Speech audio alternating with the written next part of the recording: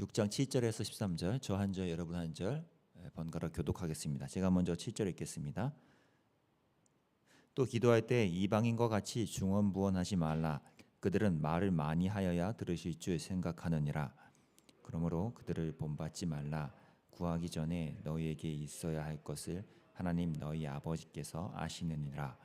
그러므로 너희는 이렇게 기도하라. 하늘에 계신 우리 아버지여, 이름이 거룩히 여김을 받으시오며 나라가 임하시오며 뜻이 하늘에서 이루어진 것 같이 땅에서도 이루어지이다.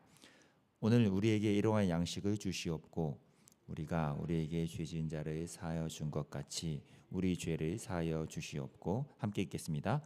우리를 시험에 들게 하지 마시옵고 다만 악에서 구하시옵소서. 나라와 권세와 영광이 아버지께 영원히 있사옵나이다. 아멘. 오늘 우리가 읽은 이 본문은 공교롭게도 요즘 한참 몇 주째 주일 설교를 통해 우리가 접하고 있는 주기도문이 포함된 내용입니다. 주기도문 자체가 워낙에 이제 한 문장 한 문장이 주옥 같은 내용들이기 때문에 오늘 그 심오함을 다 다룰 수는 없고요. 오늘 본문이 놓여져 있는 이 구조적 위치에서 한 군데를 좀 살펴보고 거기서 파생되는 이 주기도문에서 우리가 적용할 수 있을 만한 한 가지를 놓고 좀 함께 기도해보고 묵상하는 시간을 갖고자 합니다. 먼저 방금 우리는 이제 7절에서 13절까지만 읽었지만 이 매성경 본문에서는 오늘 6장 1절에서 18절까지의 전체를 오늘의 본문으로 이제 배정해 놓고 있습니다. 그 1절에서 18절 단락 안에서 이 주기도문이 놓여져 있는 위치를 우리가 살펴보는 것도 이 주기도문에 담겨져 있는 의미를 우리가 발견하는 데 참 도움이 됩니다. 이 마태복음 안에서 이 주기도문은 지금 1절과 8절 그리고 이 14절에서 18절이라는 이 두 개 단락 안에 그 사이에 이 주기도문이 콕 껴 있죠. 주기도문은 이 앞뒤로 감싸고 있는 이 두 개의 본문의 내용을 이제 살펴보면서 이 주기도문이 어떤 쪽으로 지금 집중되고 있는지를 우리가 이제 조금씩 발견하게 됩니다. 그렇게 보려면은 이 양쪽 감싸고 있는 부분들에서 반복돼서 사용하고 있는 표현들이 있는데 그 표현들을 주목해 보면 이 주기도문에서 강조되고자 하는 것이 무엇인지를 우리가 쉽게 느낄 수가 있습니다. 그럼 양쪽 감싸고 있는 본문에서 반복되는 표현은 뭐가 있을까요? 앞단락과 뒷단락으로 나눠서 우리가 볼 수 있는데요. 주기도문의 앞단락에 있는 이 1절 그리고 5절, 뒷절에 있는 16절에서 사람에게 보이려고라는 표현이 이제 반복해서 쓰이고 있고요. 또 앞단락의 2절과 5절, 뒷단락의 16절에는 자기 상을 이미 받았느니라라는 표현이 반복해서 쓰이고 있습니다. 또 앞단락인 4절과 6절, 뒷단락인 18절에서 은밀한 중에 계신 또는 은밀한 중에 보시는 너희 아버지라는 표현이 반복되고 있는 걸 보게 되고요. 끝으로 이 앞단락인 1절과 8절 그리고 뒷단락인 14절에 하늘에 계신 또는 하나님 너희 아버지라고 반복해서 적고 있는 걸 우리가 볼 수가 있습니다. 이렇게 주기도문을 볼 때 앞뒤에 있는 내용에서 자주 쓰이는 표현 반복되는 것만 봐도 주기도문에서 지금 뭘 말하고 있는가를 우리가 도출할 수가 있게 되죠. 뭐겠습니까? 이 사람에게 보이려고 하는 그런 종교적 행위를 반복하지 말고 그 사람들은 그런 행위들은 이미 그 상을 이미 사람들에게서 이미 받았기 때문에 그것은 하나님 앞에 올바른 경건이 되지 못하고 대신에 하나님 나라에 속한 이들이라면 우리는 이 은밀한 중에 보고 계시는 하늘에 계신 하나님 아버지를 향해서 구제와 금식과 기도라는 이 대표적인 신앙 행위로 우리가 하나님 앞에 나아가야 한다라고 지금 말을 하고 있는 거죠. 요약을 하면 은밀한 중에 하늘에 있는 너희 아버지와의 만남, 그분 앞에서라고 요약을 할 수가 있습니다. 이게 지금 주기도문이 다른 모든 종교적 기도 행위나 신앙 행위와는 큰 차이점을 나타내는 특징이라고 할 수 있습니다. 은밀한 중에 하늘의 하나님 너희 아버지와 함께하는 거예요. 그러면 이제 오늘 이제 이 구조적 위치에서 주기도문에서의 특징을 보게 되죠. 저와 여러분의 기도라는 건 은밀한 중에 하나님 아버지와 교제를 나누는 그 만남이라는 거예요. 그럼 그 다음 질문이 생기죠. 특징이 이런 거라면 이제는 그렇게 은밀하게 하나님과 나누는 시간에서 우리는 어떤 유익함, 어떤 가치를 우리가 확보하고 그것을 누리게 되는 걸까요? 이 주기도문에서 오는 그 행복은 무엇인가 하는 거죠. 그것이 그 다음에 나오는 이 주기도문의 내용인데요. 크게 두 가지로 좀 나눠볼 수가 있겠습니다. 오늘 주기도문에 나오는 이 주제를 크게 나눠본다면 첫 번째는 이 은밀한 교제 속에서 하나님과 나 사이가 깊어진다는 데 있고요. 또 하나는 그 은밀한 교제 속에서 내가 하나님 은혜에 기대는 습관이 생성된다는 것에 있습니다. 하나님과의 사이가 깊어지는 것과 하나님의 은혜에 기대는 습관이 우리 안에 생긴다는 거죠.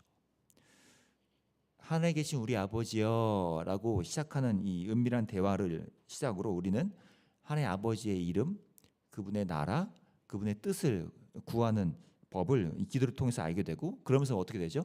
우리가 늘 내 관심사, 또 내 중요한 기도 제목들, 내가 요즘 고민하고 있는 문제들로에 함몰되기 쉬운 우리의 어떤 영적인 본능들을 깨트리고 이 열심으로서만 하나님께 실제적으로 나아가기 전에 막 내 열심과 뜨거움으로만 하나님께 나아가지 않고 하나님과의 사이가 깊어지는 것으로 이 기도가 이루어질 수 있도록 물꼬가 트인다는 거죠. 하나님의 이름, 그분의 나라, 그분의 뜻을 구한다는 건 하나님과 나의 사이에 유대감이 형성되는 좋은 계기가 된다는 것입니다. 우리가 사람과의 만남에서도 마찬가지 아닙니까? 누군가의 만남을 갖게 되고 알게 되고 그 사람과 교제를 오랫동안 갖게 될 때 단지 그 사람과의 그 유대감과 친밀감이 그 관계가 뭐 몇 년, 뭐 10년, 20년 됐다고 해서 반드시 꼭 정비례해서 그 사람과 유대감이 깊어지는 것은 아닙니다. 짧게 만났어도요. 뭐 1년, 2년 만난 관계임에도 훨씬 더 깊은 유대감을 느끼거나 친밀감을 갖게 되는 경우가 꽤 있죠.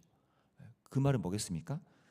양적인 시간보다 우리가 이 퀄리티 타임이라고 하는 이 질적인 시간, 질적인 만남 속에서 영적인 유대감, 또 친밀한 감을 우리가 사람 사이에서도 느낄 수가 있게 되고, 또 그와 동일하게 이 기도 안에서도 하나님과의 관계에서 그런 걸 느낄 수 있다는 거죠.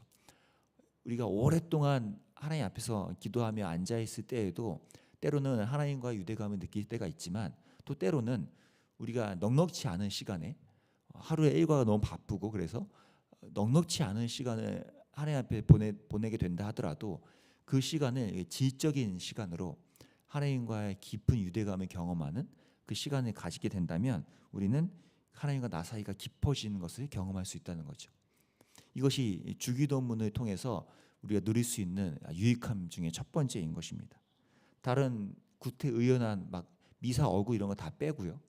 진솔하게 하나님과 나 사이에 깊은 유대감을 경험하는 시간들을 우리가 고백할 수 있고 또 그것을 구하면서 우리가 하나님 앞에 나아갈 수 있게 된다는 거죠. 이게 첫 번째 이제 주기도문을 통해서 우리가 누릴 수 있는 기도의 유익함이고요. 두 번째는 이 하나님의 은혜에 기대는 습관이 생성된다는 거였잖아요.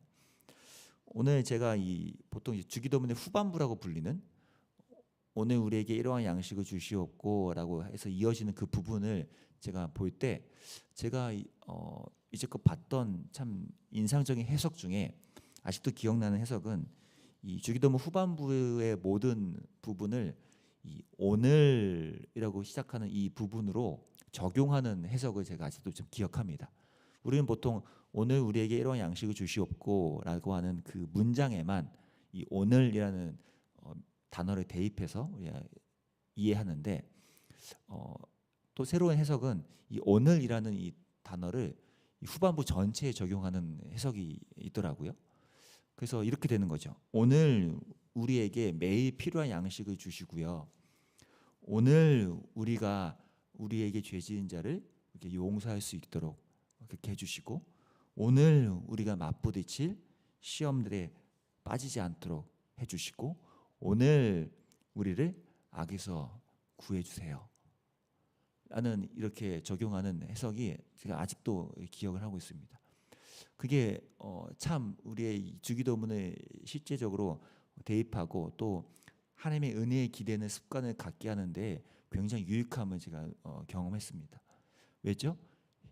오늘이라는 우리의 매일에서 하나님이 계속 의지하고 그분께 은혜를 구하는 습관이 우리에게는 너무나 중요하기 때문이죠. 뒤집어 생각하면 똑같기 때문이에요. 거꾸로 우리가 얼마나 은혜보다는 나 자신의 무언가를 의지하는 성향이 강한지를 보면 우리가 이 주기도문 후반부에 나오는 하나님의 은혜에 기대는 습관이 중요한지를 깨닫게 됩니다. 우리는 생각보다 되게 중요하고 거창한 것은 하나님의 은혜를 구하지만 사소한 것에서는 그렇게 은혜를 구하지 않고 내가 처리하는 경우가 참 많죠.